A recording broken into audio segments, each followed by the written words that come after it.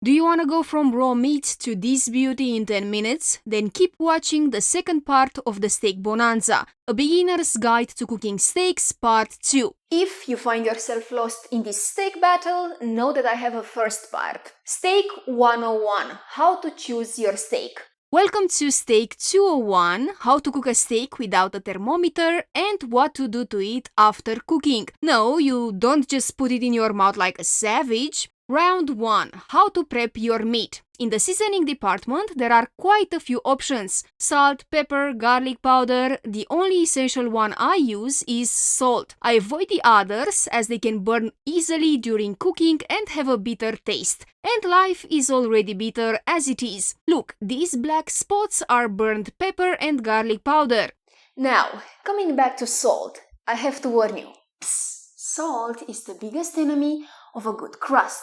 Hold on, hear me out. You see, salt temporarily makes the steak surface watery. A dry surface is the secret to a good crust. You now put these two pieces together. I like dry brining my steaks if I have time. Salt on meat, meat on wire rack, throw that in the fridge for at least 3 hours, best overnight. Salty liquid absorbed, dry surface, perfect crust. But that requires planning.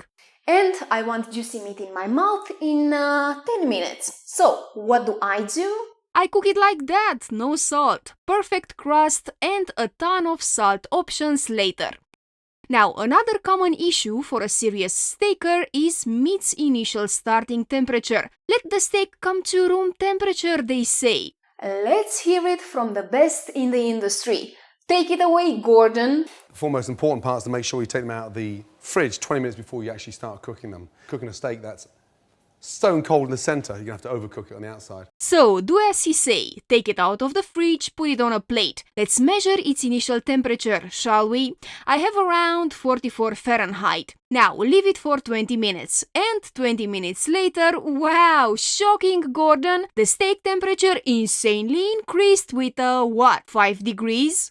Bravo! 5 degrees out of, 85, exactly how much the meat needs in order to get to medium rare. That's like, what, 5% temperature increase? Guys, don't bother with this. And Gordon, do you even science, bro? I guess you're too busy with those little Michelin stars of yours, huh? Alright, so we saw meat prepping, seasoning and letting your meat sit at room temperature. Enough talking. Ladies and gents, round 2. How to properly cook a steak. I mean, reliable, reproducible, accurate cooking. Undisputable features of a good steak are: on the outside a good crust, a BBC, brown beef crust, as it's known in the meat business. On the inside, I want it medium rare or whatever doneness you like. Not only medium rare, but I want as much of it medium rare as possible. The ideal case, top to bottom medium rare. That's what I'm aiming for. With those two ideas in mind, let's go to steak war. Now, do you want this in your life? Then the temperature of the pan is the most important to cooking a great steak. The stovetop setting should be between medium and high. Unfortunately, I can't tell you exactly which one to use. Why? Because every stove is different. I'll tell you this though, avoid temperature extremes. High heat might burn your steak. Look here, a 2-inch filet mignon over highest heat. A few minutes passed, perfect crust baby, but the center raw. Raw AF. By the time it's cooked, guess what? The crust is ruined. Look at it, it's about to fight in World War III after fighting in 1 and 2. Another bad example, low heat and thin steak. Low heat will boil the steak instead of frying it. I mean, yeah, it's cooked around medium, but look at that sad grey crust. My mouth deserves better and so does yours. Anyways, with that being said, I want my pan hot. I like a 10-inch.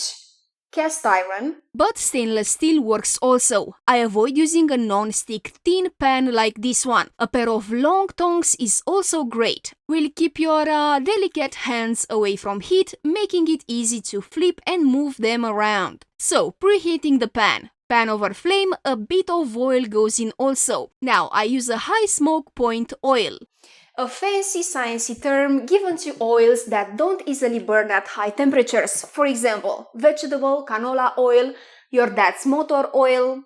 A poor choice of oil would be, for example, olive oil or French soap, aka butter. Those can burn quite easily at high temperatures. So, a little bit of smoke coming out of the pan is a good indicator for a hot pan. The steak game officially started. Take a seat, enjoy the view. Here's how we're gonna play this out. Every 20 seconds, I'm flipping the steak. 20 seconds, flip, another 20, another flip, and I'm going to go like this and keep going until it's done. How do I know if it's done? Well, I'm constantly poking the meat with my fingers to determine if it's medium rare or not. Remember, flip and poke all the time. Now, do you see these gray sides? You might want to fry them also to increase that browning surface. But if you're a beginner, if this is your first time, I'd totally forget about them. So, a 1.5-inch ribeye took me about 10 minutes to cook on my stovetop with my heat setting. Let me show you the players in the steak doneness arena. Rare, medium, medium well, and well done.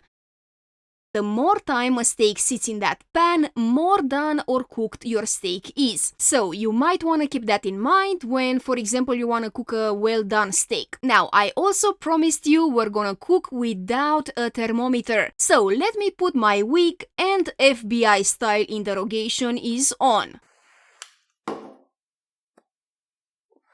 I'm gonna ask you this only once. What is your temperature? Or don't do that, it's creepy. How about just poking my steak with my fingers? See how tough or soft it feels. Based on how tough the meat feels, you'll know if it needs to cook more. At the beginning, it's very soft, it's raw for God's sake. But as it continues to cook, the meat gets tougher, less bouncy as you go from rare to well done. See, raw stage versus rare stage versus medium rare stage on a ribeye when I poke it. Now, with this method, you might fuck up what? The first 3 steaks? Until you build that finger steak feel database in your brain. But you'll get there. And remember, if it doesn't feel good in your hand, you won't like it in your mouth either. Learn that the hard way. Now remember, we also want to maximize the steak doneness. What's that about? Well, I want top to bottom medium rare steak. Instead of having this steak gradient of doneness, going from well done to medium well to medium and finally getting to medium rare, which at this point is what, half of your steak? That's what frequently flipping does to your meat. Cooks the steak evenly, eliminates the stupid gradient, almost top to bottom medium rare. I do have a video on it if you wanna check it out. So, no meats will be left unturned in this steak war. Get it? Cause we're like flipping and turning the meat.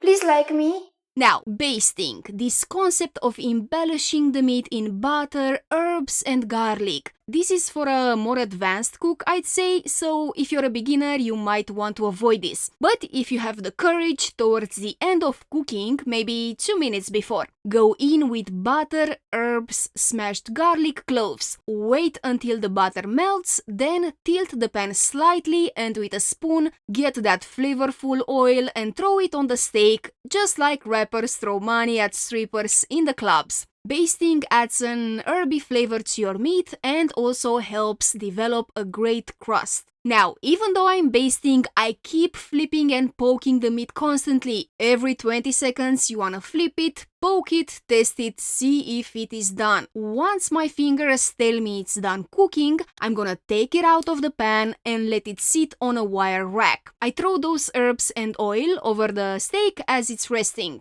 And now, finally, it's time to devour this beauty. Hold it, steak police here. You gotta let the steak rest. It's been through enough. 10 minutes, you do not touch that meat, you heard me?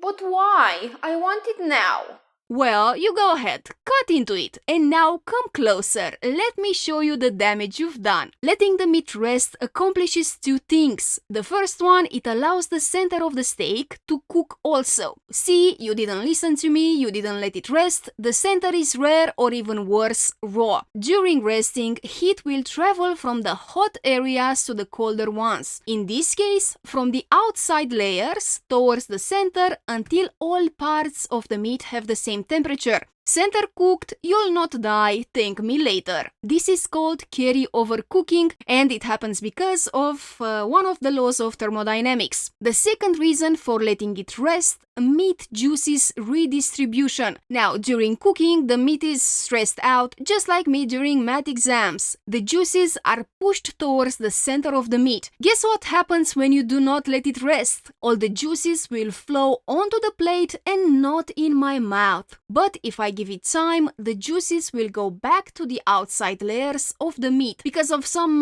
biology freaking reasoning. Yeah, just give me the meat already. Jesus, there you have it. 10 minutes later, juicy throughout in all its fucking glory. What are you waiting for? You have the knowledge now. Go, buy some steaks, a good pan, some tongs also, and cook some beauties. What do you say? We have a deal? One of you guys, in fact, already did it. He asked me over Instagram how to cook steaks. I dropped the knowledge on him and look at his steaks now. Beautiful crust, perfect top to bottom, medium rare. By the way, come on over to my Instagram. We'll have fun. A few unconventional jokes, but other than that, sublime.